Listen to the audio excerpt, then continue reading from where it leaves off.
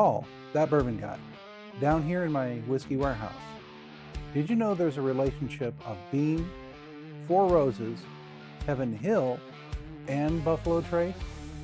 Stay tuned to find out.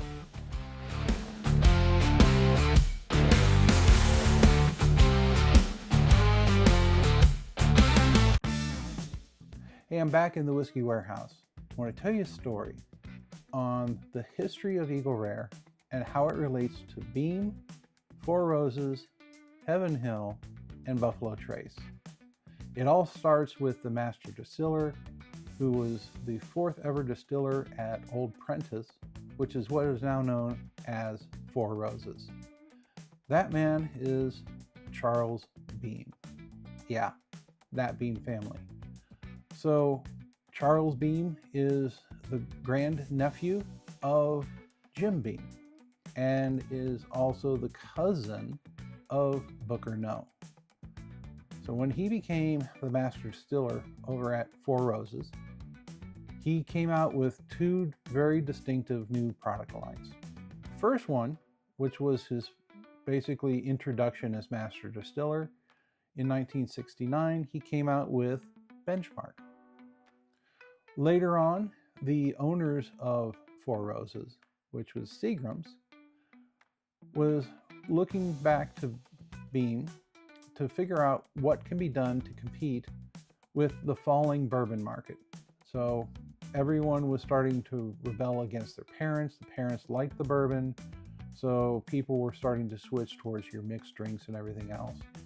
So Charles Beam decided he wanted to come up with what's known as a luxury bourbon, thinking that could bring in more sales and more interest.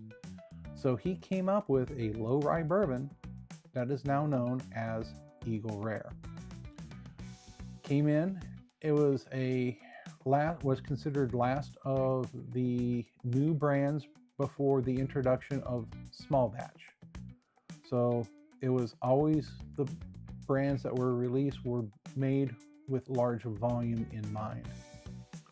So with Eagle Rare, it was a low rye and it had a minimum age of 10 years, which was unlike other bourbons at the time. And it did pretty well. And there's rumors that it was made to compete against Wild Turkey. Now, Wild Turkey was also sitting in at 101 proof, just like the original Eagle Rare was. I've actually did a little research and found a magazine ad that shows the caption of "Carve a Turkey, Drink an Eagle." So there was some friendly competition going on out there, but it did pretty well. And that was from like 75 up until about 89. In about 89, that's when the Sazerac company decided to buy out not Four Roses, but they only bought two brand lines. They bought out the Benchmark and they bought out Eagle Rare. And when they did that, they didn't have a distillery in Kentucky. So Sazerac is based out of New Orleans. So in order to keep the product line running, what they did for at least for Eagle Rare was Charles Beam, who was still the master distiller, got a hold of his cousins working over at Heaven Hill and basically allowed them to run the distilling operations of Eagle Rare, but then would get bottled down in the bottling plant in New Orleans and distributed from there. So if you look at some very old bottles of Eagle Rare, the first ones you'll see, if it's at 101 proof and was distilled in Lawrenceburg, Kentucky, that's the original version of Eagle Rare that was made over at Four Roses. If instead it says on the front of the label that it was bottled in New Orleans, then that was Eagle Rare that was distilled actually at Heaven Hill. So that's kind of a fun fact. Now, later on, the George T. Stagg Distillery was put up for sale and Sazerac bought it, much to the chagrin of the Diageo Corporation. they also had interest in buying it, but Sazerac won out the buying process, and they own what is now known as Buffalo Trace today. These product lines were brought in and have been made there ever since. That's the tying up of everybody.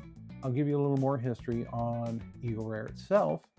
So Eagle Rare was a 101 proof bourbon, but it was basically around 2000 to 2005, in the early 2000s, that basically they decided to drop the proof point from 101 down to 90, which your basic 10-year is still sold at that proof point today. Then also in the 2000s, they released Eagle Rare of the Buffalo Antique Collection, but it too was at 90 proof. And it stayed that way at 90 proof for the Antique Collection from 2000 to 2018. Now in 2019, which happens to be this one, they finally brought the proof point back up to 101. So now this is finally a chance where you can get it at the original proof point of how Eagle Rare was made. Granted, this is older, 17 versus 10. I decided to bring the 12 out as well, just because it's the latest release. There's some other releases that also come out. They've also done under the Eagle Rare name. There's been, actually, in the early 2000s, there was a limited 15-year Eagle Rare that was a Japanese only release. Shorter bottle. It wasn't the tall, thin bottle that you see of the Eagle Rares today. So that's kind of a rare thing. Don't think you'll ever find that. If so, they're probably going to ask $1 million or something like that. That aside, they've also done some more modern, updated releases from Eagle Rare. So they have the Double Eagle Very Rare, which is a 20-year version of the Eagle Rare. Comes in this hand-blown crystal decanter, has a glass eagle in the bottle, glass topper on top of it. Box slides open, lights up, angels sing, you know, the whole thing. I've had a taste of it, which is really nice, but very expensive. There's also a 25-year Eagle Rare that came out, I believe it was last year, extremely limited, has some silver wrapping around the outside of the bottle, also very expensive. Have no idea what that one's like. So that is the lineup of Eagle Rare. So wanted to share that information with you. I thought that it was kind of fun just to see how the different distilleries that we know today share a common thread for Eagle Rare.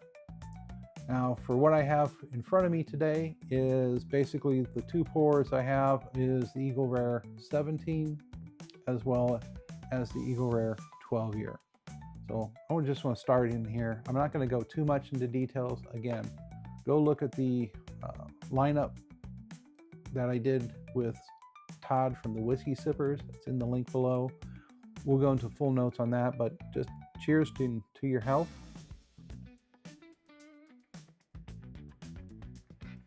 Yeah, they really came out with a good one here with the 12-year. So they keep saying it's supposed to be more of a regular release, just like it is with the 10-year. I do hope that's the case, because that 2 years probably doesn't make too much of a difference, but raising that proof point from 90 to 95, that is what makes the difference. It just accentuates those notes. It gives it a much richer mouthfeel, richer flavor. It lasts a lot longer as well. So that's a pretty good one. I know it's not out yet in Ohio. I've seen it in some other states. You can probably try your luck in some of these online duck races or red ball games and stuff like that. Take your chances. That's what it is. I know I got mine that way. Now for the 17-year.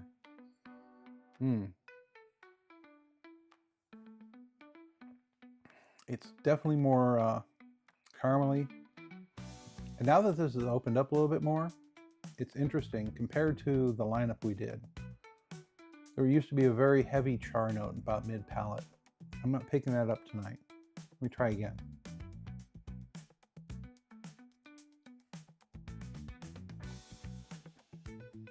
Okay, it's still there. But I think the more it opens up, I think the sweeter it's going to get. And I can still feel a little bit more of that proof point compared to the 12-year.